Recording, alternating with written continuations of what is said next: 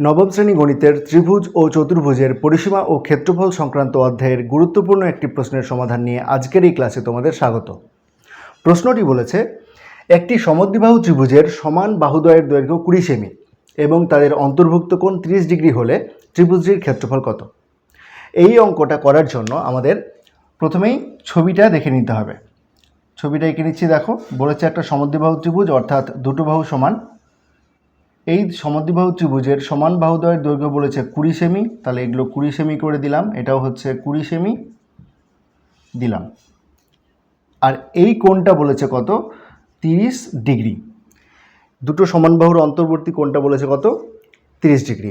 এবার ত্রিভুজের ক্ষেত্রফল বের করতে হবে। দেখে নাও, আমি কি করছি যে এই শীর্ষবিন্দু থেকে এটার উপর একটা লম্ব অঙ্কন করছি।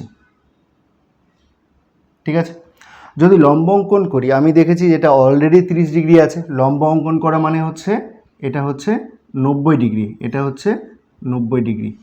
তোমরা নিশ্চয়ই জানো কোনো একটা ত্রিভুজের তিনটা কোণের যোগফল কত? 180 ডিগ্রি। আমি যদি এই ত্রিভুজটার দিকে তাকাই, এই যে ত্রিভুজটা আছে, এই ত্রিভুজটার এই বাহুটা তো এই কোণটা তো 90 ডিগ্রি। একটা ত্রিভুজের তিনটা কোণের যোগফল 180 ডিগ্রি। তাহলে এটা যদি 90 হয়, তাহলে আরও 90 দিলে তবে 180 হবে। অলরেডি এটা 30, তাহলে এটা কত হবে? 60 ডিগ্রি হবে না? এটা হবে 60 ডিগ্রি। ঠিক আছে, তাহলে এই ছোটো ত্রিভুজটার একটা কোণ 30 ডিগ্রি, একটা কোণ 60 ডিগ্রি, একটা কোণ 90 ডিগ্রি। এবার আমি কি করছি দেখো, আমি এটার যদি পার্শ্বীয় প্রতিফলন করি, অর্থাৎ এইটাকে প্রতিফলক ধরে আমি যদি এটার পার্শ্বীয় প্রতিফলন করি, তাহলে দেখতে এইরকম হবে। এটা সমান এটা হয়ে যাবে, এটা মানে এই কোণটা উল্টে চলে যাবে এখানে। মনে করে এখানে একটা আয়না রাখলাম, তাহলে এই কোণটা হয়ে যাবে কত? 60 ডিগ্রি। এটা হয়ে যাবে 30 ডিগ্রি। ঠিক আছে, তাহলে এই টোটাল কোণটা কত হলো? 60 ডিগ্রি না? তাহলে যেই ত্রিভুজের তিনটা কোণ 60 ডিগ্রি, সেই ত্রিভুজটা কেমন ত্রিভুজ? সমবাহু ত্রিভুজ। আর আমরা বলছি কি, যেহেতু এটারই পার্শ্বীয় প্রতিফলন এখানে ঘটেছে, তাহলে এটা কত? 20। তাহলে এটা 20, এটা 20, আর এই সম্পূর্ণটাও 20। এই সম্পূর্ণটা কত? 20। বোঝা গেল? তো এটা তো এইভাবে বললে হবে না, এটাকে প্রমাণ করে দেখিয়ে দিতে হবে। আমরা দিচ্ছি, এটার নাম দিচ্ছি এ, এটার নাম দিচ্ছি বি, এটা সি, এটা ডি, এটা ই। ঠিক আছে, দেখো লিখছি। ত্রিভুজ এ বি সি এর বি থেকে এসি এর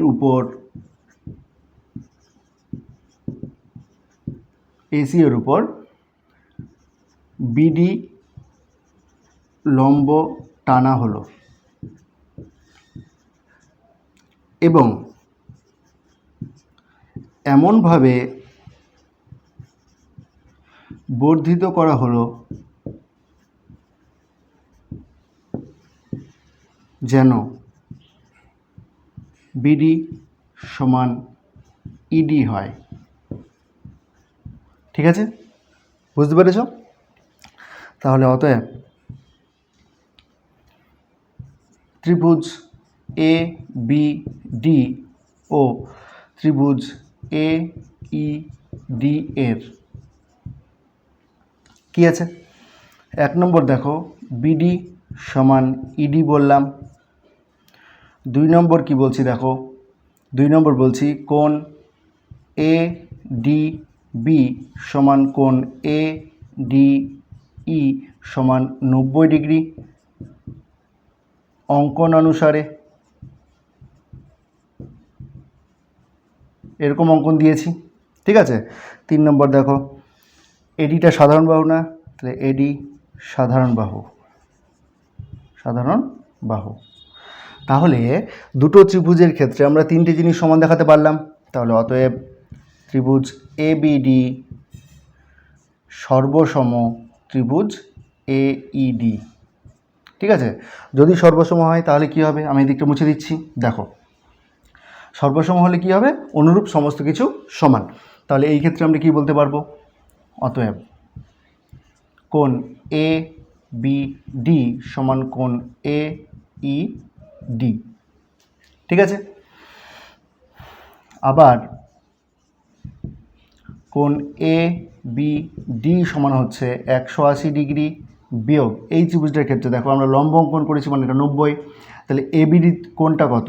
এবিডি কোণটা হচ্ছে 180 ডিগ্রি বিয়োগ 90 ডিগ্রি বিয়োগ হচ্ছে 30 ডিগ্রি, ঠিক আছে? অতএব কোণ এবিডি সমান কোণ এইডি সমান হচ্ছে 60 ডিগ্রি, ঠিক আছে? তাহলে যেই ত্রিভুজের তিনটা কোণ সমান সেই ত্রিভুজটাকে কি বলা হবে? সমবাহু ত্রিভুজ বলা হবে। আমরা যদি দুটো কোণ সমান দেখাতে পারি তার মান এবং তাদের মান 60 ডিগ্রি করা হয় তাহলে অটোমেটিক্যালি তৃতীয় কোণটা 60 ডিগ্রি হবে। তাহলে অতএব ত্রিভুজ এ বি ই সমবাহু ত্রিভুজ, সমবাহু ত্রিভুজ, ঠিক আছে? যেহেতু 60 ডিগ্রি তার জন্য এটা কি সমবাহু ত্রিভুজ। অতএব বিডি সমবাহু ত্রিভুজ। আর আমি কি বললাম যে এটা আর এটা সমান, তাহলে এটার দৈর্ঘ্য কত? 20, তাহলে এটা কত? 20 এর অর্ধেক, তাহলে বিডি সমান হাফ অফ বিই